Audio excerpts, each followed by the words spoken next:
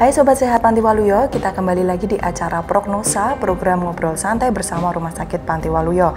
Nah, kali ini kita bertepatan dengan peringatan World Breastfeeding Week atau Pekan Menyusui Sedunia. Dan hal ini merupakan cara WHO dan UNICEF untuk mendukung ibu menyusui di seluruh dunia. Nah, kali ini kita akan mengangkat tema yaitu menyusui, ibu terlindungi, anak kuat, bumi sehat. Oleh karena itu, sudah hadir bersama kita narasumber dari Rumah Sakit Panti Waluyo Surakarta, Dr. Agus Wijata, spesialis anak. Selamat pagi, dokter. Nah, selamat pagi, Mbak Rina. Gimana kabarnya?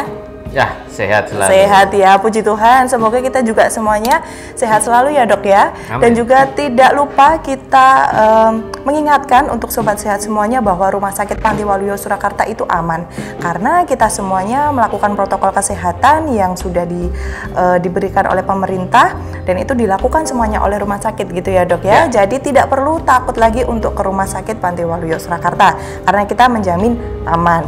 Nah, oleh karena itu untuk sebelum kita bareng-bareng untuk membahas mengenai ASI, mengenai tema kali ini, kami juga mengundang untuk sobat sehat semuanya beratensi melalui kolom komentar, bisa bertanya, bisa juga kirim-kirim salam, atau mungkin nanti bisa menanggapi gitu ya. Kita sudah membicarakan tentang apa, nanti bisa ditanggapi lewat kolom komentar. Juga jangan lupa untuk mengunjungi channel YouTube kita di Rumah Sakit Panti Waluyo. Di sana banyak sekali edukasi yang sudah kita post gitu ya. Nanti biar misalnya butuh untuk edukasi tentang DM atau butuh edukasi tentang sakit pinggang atau ginjal, itu semuanya ada di sana gitu, Dok. Jadi edukasi kita tuh banyak sekali di YouTube. Dan ini tinggal dicari aja gitu, Dok. Oke, kita lanjut aja ya, Dok ya. Langsung kita masuk ke materi kali ini tentang menyusui. Nah, sebenarnya ASI itu seberapa penting sih, Dok, untuk bayi sebenarnya? Nah, ini yang saya kira semua pemirsa ibu-ibu sekalian sudah pada tahu ya. Iya. Tuhan sudah melengkapi. Kalau seorang wanita melahirkan, maka sudah memang dikasih payudara. Payudara ini yang akan memproduksi ASI, air susu ibu. Dan inilah uniknya alam ya, nature ya. Jadi memang ASI keluar. Rata-rata memang 1-3 hari setelah melahirkan dia akan keluar dan kebutuhan bayinya akan cukup nanti sampai rata-rata seminggu. Jadi memang ASI ini memang sudah disiapkan sedemikian rupa sehingga memang khusus untuk bayi yang baru lahir itu. Nah, ini kan ada inisiasi menyusui dini nih, Dok. Tadi ASI keluarnya 3 hari, sementara kan biasanya kalau lahir langsung disuruh ASI gitu, itu biasanya keluar nggak sih, Dok? Ya, jadi bukan ASI keluarnya 3 hari, Mbak Rida. Oh, bukan gitu ya? ASI keluarnya mulai dari lahir sampai 3 hari. Jadi bisa masih ada toleransi sampai hari ketiga untuk keluarnya ASI itu. Nah, inisiasi menyusui dini ini adalah kita melatih baik motorik dan refleks bayi itu. Begitu lahir langsung melekat pada ibu. Karena ini faktornya berpengaruh baik terhadap tumbuh kembang dan juga perkembangan psikologis dari bayi. Jadi bayi begitu lahir terus kemudian diletakkan di dada ibu. Nah, bayi ini akan melakukan primitive crawling atau merangkak ya. Refleks merangkak secara primitif untuk mencari puting ibu. Kemudian dia bisa menghisap sendiri. Nah, ini kalau kita bisa melihat videonya, kalau sobat sekalian bisa melihat videonya di YouTube atau dimanapun ada, ini sangat amazing kalau kita bilang. Sangat hebat lah itu. Kayak dia kayak main insting gitu ya, instingnya jadi kita sendiri terlatih. Baru lahir seperti bisa merangkak, bahkan bisa mencari nih. Nah, jadi punya insting. Ya, berarti memang pentingnya bukan hanya sebagai asupan jasmani, tetapi juga untuk mentalnya, begitu ya, Dok ya? Sisi psikologisnya juga ya? Sisi psikologis. Berarti kalau misalnya ASI eksklusif ini sebenarnya sampai kapan? Umur berapa, Dok? Betul. Nah, ini yang sobat sekalian perlu perhatikan, ibu-ibu sekalian, bahwa ASI eksklusif itu diberikan sampai 6 bulan. 6 bulan. 6 bulan. Kalau kita orang Jawa bilang ASI tok, nggak ada yang lain. Nah, jadi ibu-ibu jangan kadang-kadang ikut tren. Sebelum 6 bulan sudah diberi makan, atau sebelum 6 bulan betul. Ada yang sudah diberi pasta. Tidak perlu, tidak perlu kita mengikuti tren-tren itu. Jadi tidak ada gunanya seorang bayi sebelum 6 bulan sudah diberikan makan. Tidak ada gunanya. Banyak bahayanya, tidak ada gunanya. Jadi gitu ibarat seperti bayi kita itu baru seperti sepeda, tetapi dikasih muatan mobil.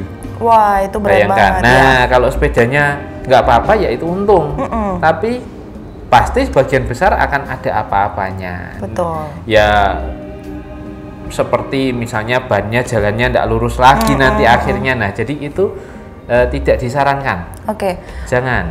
Berarti gitu. Memang untuk 6 bulan gitu ya, setelah itu 6 bulan boleh eksklusif. Oke, nah, 6 bulan eksklusif. Tapi setelah itu ASI dilanjutkan sampai 2 tahun. Oke. Boleh dilanjutkan sampai 2 tahun. Dilanjutkan, bukan hanya ASI tok. Nah, jadi ASI ada makanannya, ada pendamping ASI-nya setelah usia 6 bulan. Itu boleh sekali. Oke, kalau misalnya itu tadi diberikan sebelum 6 bulan, Dok. Tadi kayak muatannya tadi terlalu berat gitu ya, Dok ya. Efeknya apa aja sih, Dok? Biasanya yang misalnya ada beberapa ibu-ibu yang menerapkan itu. Yang apa itu yang ringan seperti adalah terjadi gangguan penyerapan malahan. Oke. Karena kan memang ususnya belum saatnya untuk menyerap makanan padat. Nah, ini diberikan makanan padat, akibatnya malah akan terjadi gangguan penyerapan. Kalau, ya ini kembali lagi bahasa Jawa nih, orang Jawa bilangnya semplok. Semplok, oh ya. Nah, semplok. Kalau yang Jawa pasti tahu tuh, semplok. Ya, karena ini IG kan nasional, mungkin maaf yang bukan Jawa ya, artinya semplok itu sudah seperti kayak turun mesin, jadi mesinnya sudah nggak kuat lagi nantinya untuk berjalan lebih jauh. Nah itu kemudian itu yang ringan, yang sampai yang berat ada yang bisa jadi anemia malahan karena penyerapan zat besi malah terganggu karena usus tidak bisa menyerap. Bahkan yang lebih ekstrim lagi terjadi ileus. Ileus itu usus masuk ke usus karena terlalu berat kerjanya. Nah itu malah harus operasi. Ya, artinya memang kita disarankan sampai 6 bulan itu ASI tok tadi ya, Dok ya. Betul. Jangan ditambahin apa-apa karena belum siap gitu ya, kayak badannya, tubuhnya tuh belum siap untuk menerima makanan pendamping gitu ya, Dok ya kayak. Nah, kalau tadi kan 6 bulan, Dok. Terus kalau memberikan ASI itu sendiri maksimal berapa jam sih, Dok? 1 jam gitu boleh nggak sih ngasih ASI? Rata-rata memang kalau di awal-awal ya, di awal-awal itu awal menyusui bayi baru lahir itu rata-rata 5-15 menit. Itu rata-rata sih. Cuman seiring berjalannya waktu dan juga kondisi bayi. Kalau bayi kecil memang akan menyusunya semakin lama. Karena dia menghisapnya juga kan tidak sekuat bayi yang besar ya. Jadi akan lebih lama kalau bayi kecil. Nah, kalau bayi yang besar, bayi yang normal, beratnya ideal antara 2,5 kilo sampai 4 kilo, itu dia maka akan rata-rata itu 15 sampai 30 menit. Karena kita harus ingat di bawah 15 menit ASI itu baru mengandung protein saja. Ini yang namanya formilk. Formilk. Ya, di atas 15 menit maka mulailah keluar ASI-nya mulai mengandung lemak. Ini yang dinamakan hind milk. Nah, kalau bayi cuma dapat formilk maka bayinya sehat, tapi kecil, kurus. Karena mengandung protein saja. Nah, yang satu ibu yang satu menyusui kok bayinya bisa gemuk? Apa kualitas ASI-nya yang beda? Enggak, karena dia menyusui lebih dari 15 menit. Jadi di dalam ASI-nya terkandung lemak-lemak juga sehingga bayinya terlihat gemuk. Betul. Jadi seperti itu. Jadi dibatasi sampai 30 menit ya, Dok ya? Tidak juga. Rata-rata sebegitu. Kalau bayinya mau menyusu terus bagaimana, Dok? Iya, nggak apa-apa. Asal ibunya kuat boleh. Karena bayi dia kalau sudah kenyang maka dia akan tertidur pulas dan dia akan kelihatan tenang, damai. Kalau belum kenyang, ya nggak akan dilepas itu. Gitu ya. Berarti nunggu kenyang, sebenarnya nunggu kenyang bayinya. Nunggu bayi kenyang saja. Nah, kalau misalnya tadi udah tidur terus ibunya menyat tuh apa? ibunya pergi gitu, terus langsung bangun lagi, bisa menyusul lagi ya dok ya? Bisa menyusul lagi. Wah, luar biasa. Itu dia, selama ibunya kuat dan bayinya mau, silakan, nggak apa-apa. Oke, nah ini berarti perjuangan sekali untuk ibu-ibu ya, makanya betul. Ada perjuangan mengasihi itu tadi ya dok ya? Betul sekali. Nah ini banget, apa namanya, populer banget nih di kalangan ibu-ibu muda nih, selamat berjuang mengasihi, seperti itu banyak sekali jargon-jargonnya. Oke, kami tetap mengundang Sobat Sehat semuanya supaya terus beratensi, bisa bertanya-tanya atau mungkin pengalaman pribadi, mumpung nih ada dokter spesialis anak yang bisa ditanya-tanyain gitu. Dan ini dok, mungkin mau tanya yang bisa nggak sih kira-kira kalau seorang ibu itu tidak menghasilkan ASI gitu dok? Ya, jadi memang ada beberapa kondisi ya, ada beberapa kondisi yang terpaksa ibunya tidak bisa menyusui. Seperti mengidap beberapa penyakit, kemudian memang ada kelainan hormon sehingga ASI-nya tidak bisa diberikan, atau memang ada problem di bayinya. Contoh bayinya prematur kecil dan tidak bisa menyusu. Itu ASI bisa diperah, diberikan lewat sonde juga bisa, tetapi ada beberapa kondisi memang yang benar-benar tidak bisa diberikan. Maka kalau sudah seperti itu, ya terpaksa kita mesti memberikan asupan yang lain, ya, bentuk yang lain dari susu tersebut. Ya, itu.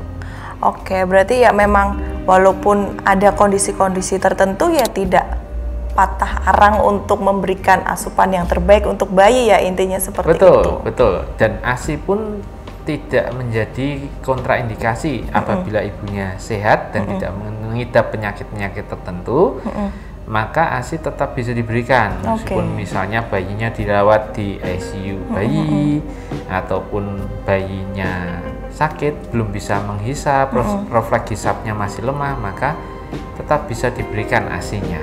Bisa lewat sonde ya, atau secara oral juga lewat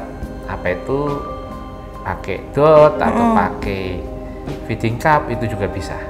Berarti masih banyak sekali cara ya sebenarnya. Bisa dikonsultasikan juga ke dokter spesialis anak supaya ada cara-cara yang tepat untuk memberikan ASI meskipun tidak bisa secara langsung gitu ya, secara direct gitu. Oke dok, kalau misalnya ini tadi kan berkaitan dengan mungkin ASI tidak lancar. Nah ini ada pengaruh nggak dok? Makanan apa yang bisa bikin ASI itu lebih lancar? Ada nggak? Nah, sebetulnya pusat dari produksi ASI itu kan ada di otak ya, lebih tepatnya di hipofise. Nah, dia di mana hipofise ini akan mengeluarkan hormon prolaktin. Nah, hormon prolaktin ini itu bisa keluar tergantung dari hati juga. Hati dari atau mood, perasaan, dari mood pertama. Jadi memang 3 poros. Jadi pikiran, perasaan dan kemauan. Nah, kalau seorang ibu menyusui bayinya, bayi itu akan refleks melihat ke ibunya. Dan ibu melihat ke bayinya. Maka ini yang dinamakan akan memicu namanya let down reflex. Refleks let down. Ya, refleks membiarkan mengalir. Nah, itu akan terjadi aliran ASI. Jadi kenyotan bayi pada puting ibu, kemudian rasa sayang, terus kerja di hipofise mengeluarkan hormon prolaktin, maka ASI akan keluar.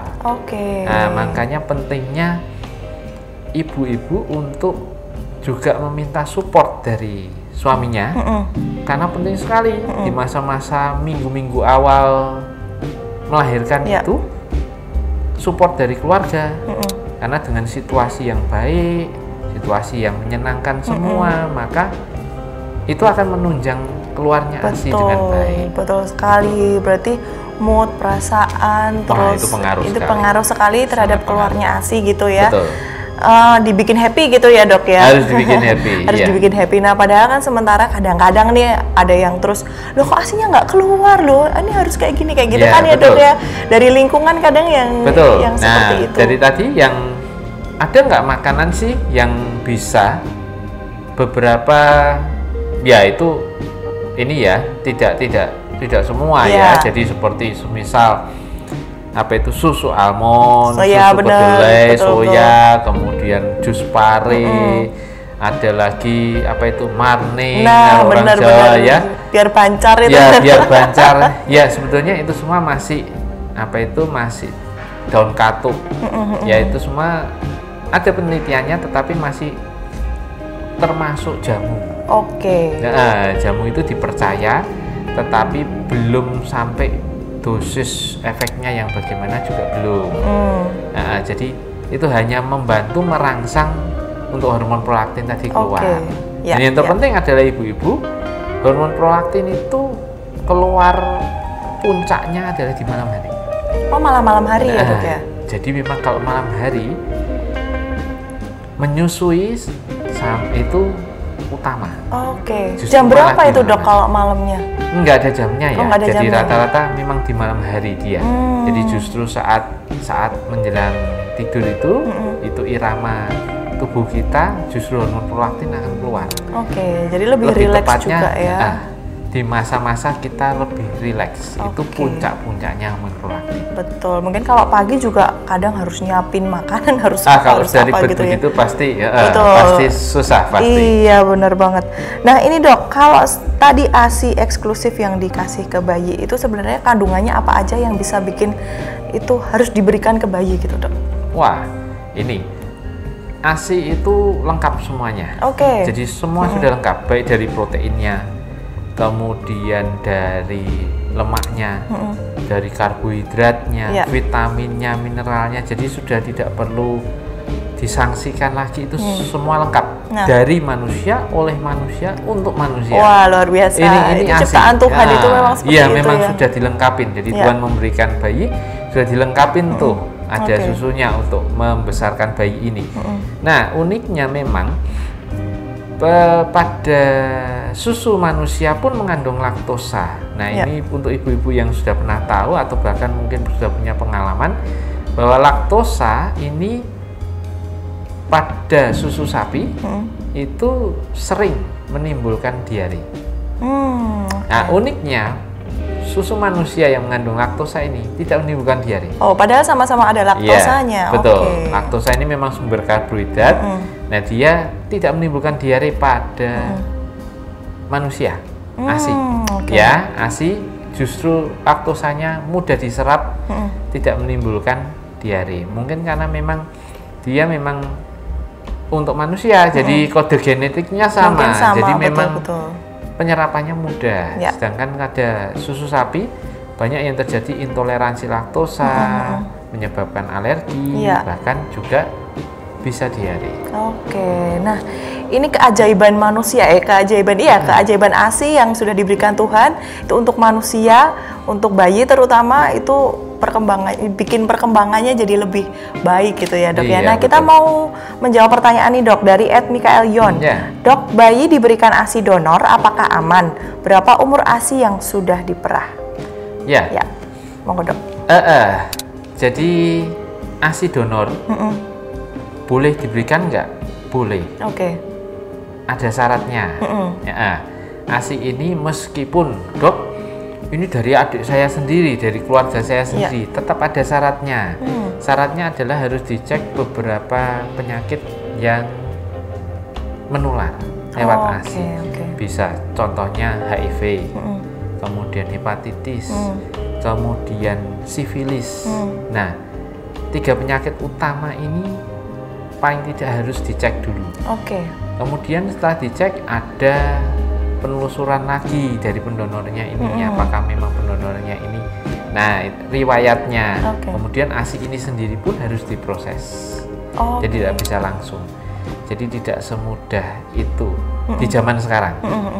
Mengingat adanya kegawatan, mengingat kemudian adanya proses hukum yang bisa berlangsung kalau terjadinya tidak sesuai prosedur, maka ini harus ada prosesnya gitu. Jadi bisa nggak diberikan ASI donor itu? Boleh.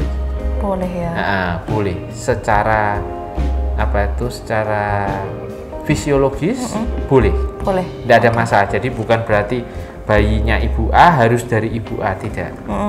Nah, kalau zaman dulu ada namanya ibu menyusu. Jadi ibunya nggak mau menyusui, disusukan ibu lain. Itu zaman dulu bisa. Tapi kalau zaman sekarang itu karena melihat adanya proses hukum dan lain-lain, bisa terjadi tuntutan dan lain-lain. Nah, ini harus dipastikan dahulu. Kalau sudah pasti maka it's fine, tidak apa-apa, tidak masalah. Dan pertimbangan kesehatan juga ya dok ya, apalagi kan eranya COVID nih dok. Iya. Ya kan bahaya apalagi juga eranya sih, itu. Nah, apalagi sekarang dengan COVID, nah itu lebih lagi harus lebih banyak cek supaya benar-benar ini aman untuk dikonsumsi oleh bayi ya. Betul. Gitu. Nah ini berapa umur ASI yang sudah diperah dok? Umur ASI maksimal yang sudah diperah? Yang sudah diperah, kalau di dalam suhu ruangan yang ideal 25 ya. 25 ya. Untuk ASI itu bisa bertahan 4-6 jam. Oke. Tapi kalau suhu ruangan yang sekarang 30, hati-hati. Kita tidak bisa memprediksi. Jadi memang sebaiknya setelah diperah segera diberikan. Itu paling aman ya. Atau lebih aman lagi, jangan menunggu lebih dari 2 jam. Kalau kondisinya ibunya bekerja gitu gimana? Nah, kalau ibunya bekerja, simpan di tempat yang dingin di bawah suhu 25. Jadi bawa coolbox, pastikan suhunya di bawah 25, tapi masih di atas 8 derajat, jadi tidak sampai beku. Kalau beku juga tidak boleh ya dok? Kalau beku harus dihangatkan dulu sehingga mencapai paling tidak sampai mendekati suhu tubuh sekitar 37 derajat. Nah itu aman diberikan. 25-37 itu aman. Berarti diberikan. Bisa juga dimasukkan freezer misalnya ya dok ya? Betul. Boleh ya kalau dok dimasukkan freezer lama penyimpanannya. Ya, tidak masalah ya itu ya dok ya? Tidak masalah itu. Nah itu Kakak Yon silahkan kalau misalnya dia lagi punya bayi nih dok, mungkin dia juga butuh banyak informasi. Nah, boleh sobat sehat semuanya yang mau bertanya, beratensi atau juga mau menanggapi soal ASI ini tadi, silahkan di kolom komentar atau juga nanti kalau ketinggalan bisa di IGTV atau juga bisa di YouTube Rumah Sakit Panti Waluyo. Nah, dok, kalau ini tadi kan sudah membahas COVID ya dok ya. Nah, kalau ibunya itu ini ibu dan anaknya gitu dok. Nah ini ibunya tuh kena COVID atau dia mungkin OTG atau yang tanpa gejala gitu tuh gimana ya dok ya untuk memberikan ASI eksklusif ke bayinya? Jadi kalau pada ibu yang COVID, maka kan anaknya harus diperiksa dulu nih. Berarti dua-duanya ya harus diperiksa kan pasti ya? Pasti kan akan jadi satu kesatuan. Nah, apabila memang ibunya positif COVID dan anaknya tidak, ya dengan terpaksa ibunya karantina. Dan anaknya juga tidak boleh dideketin tidak dulu. Boleh diberikan dulu. Tetapi bukan berarti tidak bisa diberikan selamanya. Ibunya kan masih bisa memerah ASI-nya. Nah, nanti kalau ibunya sudah negatif, silahkan menyusui lagi. Berarti sebenarnya juga bisa ya dok ya, diperah terus dikasihin ke bayi juga tidak masalah. Kalau posisi sedang COVID tidak ya? Tidak. Sama sekali tidak boleh ya, gitu ya, tapi kan ASI tetap bisa dirangsang terus untuk keluar. Nanti begitu ibunya sudah diperiksa dan diulang pemeriksaan dan negatif COVID, maka baru bisa menyusui. Jadi kan rata-rata kan karantina rata-rata 2 pemeriksaan COVID di hari ke-7 setelah terdeteksi, kemudian diulang lagi nanti. Nah, kalau 2 kali negatif maka sudah aman ya untuk memberikan silakan menyusui lagi bayinya. Berarti memang tidak boleh sama sekali. Walaupun dia diperah terus dikasihin ke bayi juga nggak boleh ya dok ya. Wah itu bahaya. Bener. Nah sementara kalau misalnya bayinya yang positif gitu gimana ya dok ya penanganannya? Kalau bayi positif ini beda. Kalau bayinya positif maka bayinya yang dikarantina. Ya, bayinya dikarantina. Ini dalam posisi bayinya nggak sakit apa-apa loh ya. Jadi tanpa gejala, tapi dia positif. Nah terus ibunya ya dengan terpaksa ibunya ikut ke bayinya dan tetap menyusui. Terus ibunya jadi positif dok. Ya iya. Kemungkinan iya. Ada kemungkinan iya, tapi ada kemungkinan juga tidak. Karena beberapa kasus bayinya positif, orang tuanya negatif. Gitu ya? Iya. Sampai perawatan orang tuanya negatif. Nah, bayi itu berarti dirawat gimana? Ya dirawat bersama ibunya.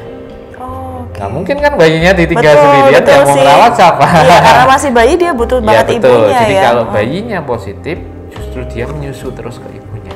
Tapi kalau ibunya yang positif, bayinya tidak, ya harus dipisah. Tapi kalau ibunya positif, bayinya positif, ya dirawat bersama.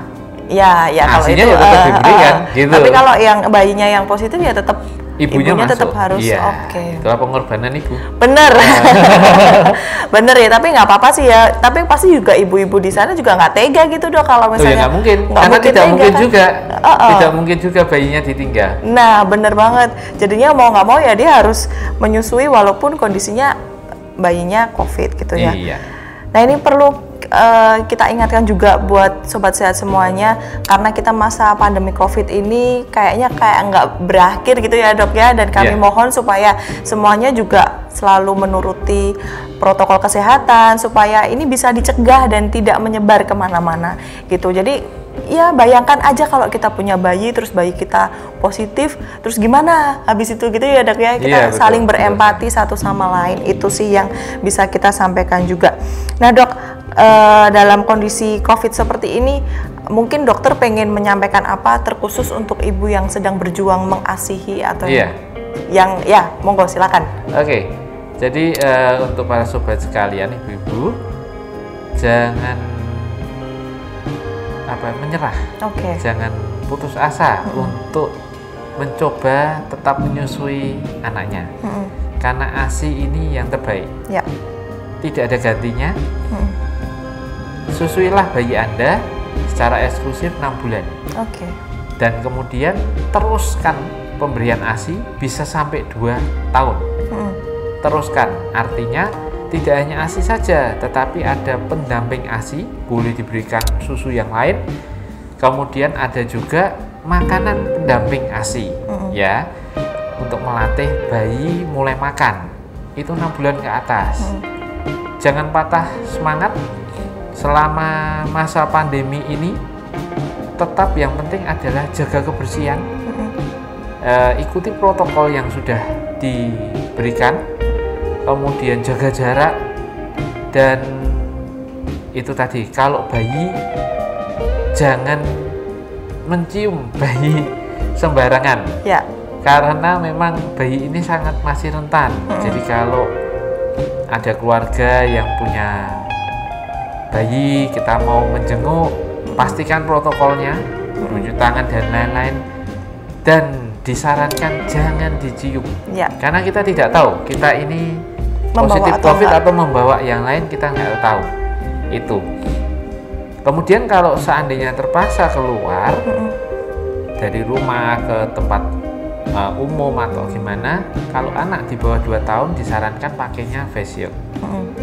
Jangan pakai masker, disarankan, dan tetap jaga jarak. Ya, itu saja. Itu tadi wejangan dari dokter spesialis anak Rumah Sakit Panti Waluyo kepada masyarakat semuanya, khususnya ibu yang sedang berjuang dalam mengasihi. Baik, terima kasih dokter untuk waktunya.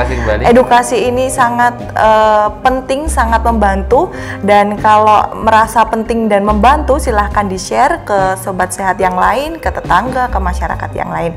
Gitu ya dokter, terima kasih sekali untuk waktunya. Terima kasih. Nanti silahkan dokter, kalau misalnya sobat sehat ini butuh untuk konsultasi, misalnya takut juga ke rumah sakit, silahkan ada Go Telemedicine juga. Itu program yang bisa konsultasi melalui online, biasanya lewat WhatsApp video call. Nanti di situ bisa ketemu dengan Dokter Agus, bertanya-tanya dan berkonsultasi. Baik, begitu mungkin cukup untuk hari ini. Kita akan kembali lagi di acara Prognosa di minggu selanjutnya, lebih menarik lagi, dan kita akan membahas seputar kesehatan semuanya untuk Anda. Oke dokter, kita akan sama-sama pamit sama sobat sehat ya. Dadah.